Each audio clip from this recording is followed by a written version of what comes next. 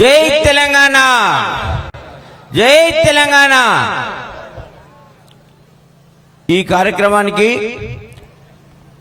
అధ్యక్షత వహిస్తున్న గౌరవనీయులు పెద్దలు మన స్థానిక మున్సిపల్ చైర్పర్సన్ గారు శివరాజ్ పాటిల్ గారికి, అదేవిధంగా మన ప్రియతమ నాయకులు పెద్దలు గౌరవనీయులు శ్రీ చింతా ప్రభాకర్ గారు, మన శాసనసభ్యులు సంగారెడ్డికి, అదేవిధంగా మన గౌరవనీయులు పెద్దలు మన ముఖ్య అతిథి ఎన్నో పనులున్నా కూడా ఇవాళ వచ్చిన శ్రీ తన్నీర్ హరీష్ రావు గారు మాజీ మంత్రివర్యులు గారికి, అదేవిధంగా ఇక్కడ సిడిసి చైర్మన్ బుచ్చిరెడ్డి గారికి, తర్వాత ఏఎంసీ చైర్మన్ ఏఎంసీ మాజీ చైర్మన్ కోడూరు రమేష్ గారికి, మన ముఖిం భాయ్ గారికి, దేశపాండే గారికి, కౌన్సిలర్స్ గారికి, రాజేందర్ గారికి, సర్పంచులు, పార్టీ అధ్యక్షులు, అదేవిధంగా అన్ని గ్రామాల నుంచి వచ్చిన అందరి నాయకులకు అందరికి కూడా శిరస్సు వహించి నమస్కరిస్తా ఉన్నా. ఇవాళ గౌరవనీయులు కేసీఆర్ గారి ఆశీస్సులతో మెదక్ పార్లమెంట్ అభ్యర్థిగా బీఆర్ఎస్ పార్టీ నుంచి మీ ముందు ఉండి ఇవాళ ఎన్నికల బరిలో ఉండి పోటీ చేస్తా ఉన్నాను. దానికి తోడుగా మన హరీష్ అన్న ఉండి ఈ కార్యక్రమాన్ని అన్ని కూడా ముందుకు నడుపుతూ మనందరినీ కూడా విజయపథంలో ఇవాళ మెదక్ పార్లమెంట్ నియోజకవర్గంలో నడిపిస్తా ఉన్నారు. అయితే ముఖ్యంగా రాజకీయాలకు పోకుండా నేను నా నేపథ్యం ఏంటి, మీరు నాకు ఎందుకు ఓటేయాలి, ఇవాళ మెదక్ పార్లమెంట్ నియోజకవర్గంలో ఉన్న ప్రజలు ప్రతి ఒక్కరిని కూడా నేను ఒక 4-5 అంశాలతోని ముందుకు వస్తా ఉన్నాను. నేను పార్లమెంట్ సభ్యునిగా ఎన్నికైనా మరుక్షణం నుంచి ప్రజాసేవలో నా కార్యక్రమాలు ఏంటి, ఏం చేయబోతున్నాను, నా బాధ్యత ఏంటి అని మీ ముందు ఉంచుతున్నాను. దయచేసి ఇక్కడున్న అందరూ కూడా ఒక 8 నిమిషాల సమయం నాకు వినండి, నా ఆలోచనను వినండి.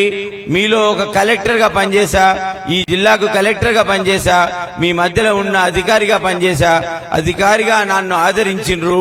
మరి మిమ్మల్ని మీ అందరినీ కూడా నన్ను ఆశీర్వదించండి, పార్లమెంటుకు పంపండి, మీ ఓటు నాకేయండి అని అభ్యర్థించుకుంటున్నా. అయితే ఈ అభ్యర్థించుకునే క్రమంలో ప్రధాన పార్టీల నుంచి ఉన్న అభ్యర్థుల మధ్యలో మరి నాకే ఎందుకు ఓటేయాలని ఇవాళ సదాశివపేట పట్టణ ప్రజలందరినీ కూడా నేను ఒక కోరిక కోరుకుంటా ఉన్నా. ఇవాళ మీరు చూసినట్టయితే ఒక అధికారిగా 11 సంవత్సరాలు మెదక్ పార్లమెంట్ నియోజకవర్గంలో మీ అందరి మధ్యలో పనిచేశా. అంచెలంచెలుగా ఎదిగి ఇవాళ జిల్లా కలెక్టర్ గా రాజీనామా చేసి ఇవాళ ఎంపీ అభ్యర్థిగా బీఆర్ఎస్ పార్టీ నుంచి మీ ముందున్నాను. మరి ఈ ప్రాంతంలో ఉన్న అధికారిగా, ఈ ప్రాంత సమస్యలు తెలిసిన వ్యక్తిగా, ఈ ప్రాంతానికి భవిష్యత్తు ఏంటి, ఏ విధంగా ప్రణాళికలు రచించాలనే తెలిసిన అధికారిగా మీ మధ్యలో ఉన్నా. ఇవాళ సిద్దిపేట కలెక్టర్ గా ఉన్నప్పుడు సిద్దిపేట జిల్లాను దేశంలోనే అగ్రగామిగా ఉంచే అదృష్టం ఒక అధికారిగా నాకు దక్కింది. మరి ఆ ప్రాంతాన్ని అభివృద్ధి చేసిన క్రమంలో ఎన్నో విషయాలు నేర్చుకోవడం జరిగింది. మరి ఈ ప్రాంత ప్రజలకు అందరి అభ్యర్థుల కన్నా మెరుగైన సేవలు అందించే అర్హత నాకుందని చెప్పి శిరస్సు వహించి మీ అందరికి కూడా నేను కోరుకుంటా ఉన్నాను. మరి ఒక కలెక్టర్ గా ఉన్నప్పుడు ఒక్క విషయం ఆలోచించండి. మరి ఏ సమస్య వచ్చినా ఎంపీపీ గారికి కానివ్వండి, మున్సిపల్ చైర్పర్సన్ కానివ్వండి, కలెక్టర్ మీరు జెడ్పీటీసీ కానివ్వండి, గౌరవ శాసనసభ్యులకు కానివ్వండి, మరి ప్రజాప్రతినిధులకు సమస్య వచ్చినప్పుడు సామాన్య వ్యక్తి వారి దగ్గరికి వెళ్ళినప్పుడు కలెక్టర్కి చెప్తాను, నీ పని అయిపోతుందని మనందరం చెప్పుకుంటాం. మరి ఆ కలెక్టర్ గా నేనే ఉండి మీ సేవలో 11 సంవత్సరాలు మీ సేవలను అందించి మరి మీ అభ్యర్థిగానే ఇవాళ నేను బీఆర్ఎస్ పార్టీ ఉన్నప్పుడు ఒక కలెక్టర్ గా ఎన్నో సేవలు చేసినప్పుడు మరి ప్రజాప్రతినిధులు కోరిన కలెక్టర్ గా ఉండి మరి ఇవాళ నేనే కలెక్టర్ అయ్యి ప్రజాప్రతినిధి అయితే మీ అందరికీ ఎంత అందుబాటులో ఉంటానో ఒక్కసారి మీ అందరిని కూడా గమనించమని చెప్పి నేను ఇవాళ కోరుతా ఉన్నాను. మరి కలెక్టరే డైరెక్ట్ గా మీకు ఎంపీ అయినప్పుడు మీ సమస్యలు ప్రత్యక్షంగా తొందరగా అర్థం చేసుకునే అవకాశం ఉంటుంది. సమస్య పరిష్కారానికి అతి తొందరగా మార్గాన్వేషణ చేసి సమస్యను పరిష్కారం చేసే అవకాశం ఉంటుంది. మరి నేను కలెక్టర్ గా ఉన్నప్పుడు అటు కుర్చీలో ఉంటే మీరందరూ కూడా నా దగ్గరికి ప్రజాప్రతినిధుల ద్వారా వచ్చి సమస్యలు వెలువరిచినప్పుడు ఇప్పుడు నేను మీ వైపుండి కలెక్టర్ కుర్చీకి ఎదురుగా మీతో పాటు కూర్చుండి మీ సమస్యల కొరకు నేను పనిచేస్తా అని చెప్పి ఇవాళ శిరస్సు వహించి మీకు హామీ ఇస్తా ఉన్నాను. మరి అదే కాకుండా ఒక విద్యావంతుడిగా కలెక్టర్గా ఉన్నప్పుడు పార్లమెంట్లో ఈ మెదక్ పార్లమెంట్ గడ్డ, సంగారెడ్డి, సిద్దిపేట, మెదక్ జిల్లాల అభివృద్ధికి ఖచ్చితంగా అందరికన్నా గల్లం విప్పి మన ప్రాంత అభివృద్ధికి నేను తోడ్పడతానని చెప్పేసి మీ అందరికి కూడా తెలియజేస్తా ఉన్నా. మరి ఒక విద్యావంతునిగా ఈ ప్రాంతం వచ్చే 40 సంవత్సరాలలో ఏ విధంగా ఉండాలి, 20 సంవత్సరాలలో ఏ విధంగా ఉండాలి, మరి ఈ ప్రాంత ప్రజలు ఏ సమస్యలలో ఉన్నారు, మరి ఆ సమస్యల శాశ్వత పరిష్కారానికి కేంద్రం నుంచి రావాల్సింది, రాష్ట్రం నుంచి రావాల్సిన దానికి మీ అందరి పక్షాన ఉంటానని చెప్పి కోరుకుంటా ఉన్నా. మరి అధికారిగా ఆదరించిండ్రు. అధికారిగా 11 సంవత్సరాలు మన జిల్లాలో పనిచేసే అదృష్టం నాకు దక్కింది. మరి అధికారిగా ఆదరించిన మీరు పార్లమెంటుకు నన్ను ఆశీర్వదించండి, మీరు ఓటేయండి అని కోరుకుంటా ఉన్నా. ఇది కాకుండా ఇంకొక 4 విషయాలు చెప్తాను, 4 నిమిషాలలో ముగిస్తాను. దయచేసి శ్రద్ధగా వినండి. మరి ఈ విషయాలు విన్న తర్వాత మీరు మీ ఓటు నాకు కావాలని నేను అభ్యర్థిస్తాను. మరి నేను ఒక విద్యావంతున్నై ఉండి కలెక్టర్గా పనిచేస్తున్నప్పుడు, అధికారిగా పనిచేస్తున్నప్పుడు ఎంతో మంది తల్లిదండ్రులు, పేద తల్లిదండ్రులు ప్రతిభ గల కొడుకు కూతురుతో పిల్లలతో వచ్చి ఈ ఫీజు కట్టడానికి ఇబ్బంది అవుతుంది, మంచి కాలేజీలో చదవాలంటే నా కొడుకు ఇబ్బంది అవుతుంది, ₹1,00,000 ఫీజు కట్టాలి, మరి ఆ ₹1,00,000 ఇవ్వాలంటే కష్టమవుతుంది, అప్పు చేయాల్సి వస్తుంది అని అన్నారు. మరి అలా అధికారిగా ఉన్నప్పుడు ప్రభుత్వం నుంచి చేయాల్సిన సహాయం నేను చేయగలిగే అవకాశం నాకు ఆ భగవంతుడు ప్రభుత్వ ఉద్యోగం ఇచ్చిండు. మరి నేను ప్రత్యక్ష రాజకీయాలకు వచ్చినప్పుడు ఒక విద్యావంతునిగా, ఎన్నో ప్రజా సమస్యలు తెలిసిన వ్యక్తిగా, మరి నేను కూడా నా వంతు సహకారం పేద కుటుంబాలకు విద్య ఇవ్వడానికి ఒక కుటుంబ ఆస్తి నుంచి 100 కోట్లతోని వెంకట్రామరెడ్డి ట్రస్ట్ కార్యక్రమాలు పెట్టి మీ ముందుకు వస్తా ఉన్నానని తెలియజేస్తా ఉన్నా. మరి నిరుపేద కుటుంబాలకు ఇంజనీరింగ్ ఫస్ట్ ఇయర్ లో ఫీజు కడతారు, ₹1,00,000 అయిపోతాయి. సెకండ్ ఇయర్ లో ఫీజు కట్టాలంటే మరి ఆ తల్లిదండ్రులు అప్పు చేయాల్సిన పరిస్థితి వస్తా ఉంది. ఇంకెక్కడో బాకీ చేసుకొని మరి ఫీజు కట్టుతా ఉన్నారు. మరి ఉన్నత చదువులు చదవాలంటే ప్రతిభ ఉండి అట్లాంటి కుటుంబాలు మన సమాజంలో ఎన్ని ఉన్నాయో మీరు ఒక్కసారి ఆలోచించుకోండి. మరి భగవంతుడు నాకు విద్య ఇచ్చినప్పుడు ఆ విద్యను 10 మందికి అందజేయడము నా కనీస కర్తవ్యం. మరి ప్రజాప్రతినిధిగా ఉన్నప్పుడు ఆ బాధ్యత నా మీద మరింత పెరిగిందని ఈ సభాముఖంగా మీ అందరికి కూడా తెలియజేస్తా ఉన్నాను సవివరంగా. మరి అదే కాకుండా పోటీ పరీక్షలో పాస్ అయి నేను ఇవాళ అంచెలంచెలుగా ఎదిగి ఒక కలెక్టర్గా, ఐఏఎస్ ఆఫీసర్గా మీ ముందు ఇవాళ అభ్యర్థిగా ఉన్నాను, పార్లమెంట్ అభ్యర్థిగా. మరి పోటీ పరీక్షలు రాస్తున్నప్పుడు నేను కూడా హైదరాబాద్ లో కోచింగ్ సెంటర్ లో చిక్కడపల్లిలో రూమ్ తీసుకొని మెస్ లో తినుకుంటూ పుస్తకాలు కొనుక్కొని అక్కడ చదివితే నాకు పోటీ పరీక్షలో ఉత్తీర్ణులయ్యా.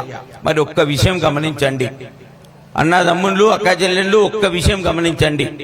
ఎంతమంది సదాశివపేట నుంచి హైదరాబాద్ కోచింగ్ సెంటర్ కి ఒక పోటీ పరీక్ష కొరకు ₹1,50,000 ఖర్చు చేసి పంపుతా ఉన్నారు. ప్రతిభ గల పిల్లలు ఇంటిలో ఉంటే కూడా మరి వాళ్ళని మంచి చదువుకు, మంచి కోచింగ్ పంపాలంటే ఒక్కొక్క కుటుంబానికి ₹1,50,000 ఖర్చు అవుతా ఉంది. మరి అలా నేను విద్యావేత్తనై ఉండి పోటీ పరీక్షలు రాసి ఇవాళ కలెక్టర్ అయినందుకు నా బాధ్యతగా ప్రతి నియోజకవర్గంలో ఈ సదాశివపేటలో ఉన్న పోటీ పరీక్షలు రాసే విద్యార్థులందరికీ కూడా ప్రతి నోటిఫికేషన్, రైల్వే రిక్రూట్మెంట్ కానివ్వండి, బ్యాంక్ రిక్రూట్మెంట్ కానివ్వండి, పబ్లిక్ సర్వీస్ కానివ్వండి, ఇన్కమ్ ట్యాక్స్ ఆఫీసర్ రిక్రూట్మెంట్ కానివ్వండి, స్టాఫ్ సెలెక్షన్ కానివ్వండి, ఏ పోటీ పరీక్షకైనా కూడా నేను ఎలాంటి కోచింగ్ సెంటర్లో చదివి ఈ దశకు వచ్చానో అలాంటి కోచింగ్ సెంటర్ ని హైదరాబాద్ ధీటుగా ఇవాళ సంగారెడ్డిలో మీ సేవ కొరకు నెలకొల్పుతానని చెప్పేసి మీ అందరు కూడా తల వంచి వినయంగా చెప్తా ఉన్నాను. నా ఆలోచన ఒకటే, నాకు విద్య భగవంతుడు ఇచ్చిండు, ఓపిక ఇచ్చిండు. మరి ప్రజాసేవలకు వచ్చినప్పుడు, ప్రత్యక్ష రాజకీయాలకు వచ్చినప్పుడు నా బాధ్యతగా నాకేదైతే భగవంతుడు ఇచ్చిండో అది 1000 కుటుంబాలకు చెందాలి అనే ఆలోచనతో ఇవాళ నేను మీ ముందుకు ప్రజాక్షేత్రంలో ప్రత్యక్ష రాజకీయాలకు వస్తా ఉన్నాను. మరి ఈ విధంగా వాళ్లకు కోచింగ్ ఇచ్చి ఉన్నత ఉద్యోగాలు మన మెదక్ పార్లమెంట్ నియోజకవర్గం నుంచి, సంగారెడ్డి అసెంబ్లీ నియోజకవర్గం నుంచి 100లకు పైగా మన విద్యార్థులు పోటీ పరీక్షల్లో వచ్చే బాధ్యత నాది అని మీ అందరికి కూడా సవినయంగా తెలియజేస్తా ఉన్నా. మరి 3వ అంశం, ఇవాళ మన యువతులు డిగ్రీ పాస్ అయి, ఇంజనీరింగ్ పాస్ అయి కూడా మన సదాశివపేటలో గ్రామాలలో ఉంటా ఉన్నారు. ఈలోగా పెళ్లి అయిపోతా ఉంది. 30 సంవత్సరాలు 35 సంవత్సరాలు అవుతుంది. మరి ఉద్యోగం పట్టా ఉంది కూడా, ప్రభుత్వ ఉద్యోగం రాక, ప్రైవేట్ ఉద్యోగం చేయలేక, మరి గ్రామాలలో ఉండి చిన్న చిన్న బిజినెస్లు పెట్టుకొని మరి ఆ కుటుంబాన్ని వెళ్ళదీస్తా ఉన్నారు. మరి నా ఆలోచన ఏంటంటే, ఈ ట్రస్ట్ కార్యక్రమాలు చెప్పినప్పుడు ఈ ఆలోచన ఏంటంటే, దీనికి నైపుణ్య స్కిల్ డెవలప్మెంట్ సెంటర్లు పెట్టి, సంగారెడ్డిలో స్కిల్ డెవలప్మెంట్ సెంటర్ నిరంతరం సంవత్సరం పొడుగునా పెట్టి, ప్రతి 6 సంవత్సరాలకు ఒకసారి, 6 నెలలకు ఒకసారి ప్రైవేట్ ఉద్యోగాల కల్పన 1000ల సంఖ్యలో మన నియోజకవర్గం వాళ్లకు నైపుణ్యం ఇచ్చి హైదరాబాద్ లో మంచి ఉద్యోగాలు ప్రైవేట్ సెక్టార్ లో ఇవ్వాలనే ఆలోచనతో మేము ముందుకు వస్తా ఉన్నాం. ఒక్కటి ఆలోచించండి, హైదరాబాద్ లో ఇవాళ సంవత్సరానికి 1,50,000 ఉద్యోగాలు ప్రైవేట్ కంపెనీలలో వస్తా ఉన్నాయి. మరి మన సదాశివపేట నుంచి ఎంతమంది పోతా ఉన్నారు, సంగారెడ్డి నుంచి ఎంతమంది పోతా ఉన్నారో ఒకసారి ఆలోచించుకుందాం. మరి వారికి ఎందుకు పోవట్లేదంటే, నైపుణ్యం లేక, ధైర్యం లేక, మనోధైర్యం లేక, వాళ్ళలో ఇమిడ లేక ఆ ఉద్యోగాలకు పోకుండా ఇక్కడే నిలిచిపోతా ఉన్నాం. చిన్న చిన్న పనులు చేసుకొని ఇక్కడ బతుకుతా ఉన్నాం. మరి వాళ్ళ కొరకు ఈ కార్యక్రమం చేయాలి. నీ గౌరవ హరీష్ అన్న గారు నేను ఎంపీగా కంటెస్ట్ చేసినప్పుడు వారు నాకు ఒకటే చెప్పారు. వారు చెప్పిన మాట ఒకటే, నువ్వు అడుగు ముందుకేయి నేనున్నానన్నారు. ఇంకొక మాట చెప్పారు, వారు చెప్పింది, బాణముకు విల్లు తోడుగా నేను నీ వెంట ఉంటా, బాణానికి విల్లు ఏ విధంగా ఉందో వెంకట్రామరెడ్డికి హరీష్ అన్న ఆ విధంగా ఉంటాడు, సేవా కార్యక్రమం తాను ముందుకు పోమని చెప్పి వారు ఆదేశం ఇచ్చారు. మరి వారి ఆలోచన మేరకి ఒక ట్రస్ట్ ఏర్పాటు చేసి మీ అందరి మధ్యలో ఉన్నాను. అదే కాకుండా పేద కుటుంబాలకు ఇవాళ పెళ్లిళ్ళు చేసుకోవాలి, పేదింటి అమ్మాయి అంటే ఇవాళ ఫంక్షన్ హాల్ చేసుకోవాలంటే 70,000 80,000 రూపాయలు ఖర్చు వస్తా ఉంది. మరి హరీష్ అన్న గారిని పేద సేవలకు ఏం చేయాలి, మరి నేను కలెక్టర్గా ఉన్నప్పుడు అని అడిగితే హరీష్ అన్న ఒక సూచన, మంచి సూచన ఇచ్చిండ్రు. ఆ సూచన మీ ముందు ఉంచుతా ఉన్నా. వారు అన్నది ఒకటే, ఇవాళ ప్రతి నియోజకవర్గానికి ఒక ఫంక్షన్ హాల్ కట్టి నిరుపేద కుటుంబాలకు రూపాయి కంటే రూపాయికే పెళ్లిళ్లు చేసుకునే విధంగా ఫంక్షన్ హాల్ నిర్మించాలి. మన అందరికి కూడా పేదింటి కుటుంబాలకు అండగా ఉండాలని వారు చెప్పినప్పుడు, మరి వారి ఆలోచన మేరకి గెలిచిన 9 నెలల లోపు సంగారెడ్డి నియోజకవర్గంలో పేద కుటుంబాలు పెళ్లి చేసుకోవడానికి ఫంక్షన్ హాల్ ఎప్పటికీ తెరిసే ఉంటది. ప్రతిరోజు ప్రజల కొరకు అది ఉంటది. ₹1 ఛార్జ్ చేస్తానని చెప్పి మీ అందరికి కూడా సవినయంగా మనవి చేస్తా ఉన్నా.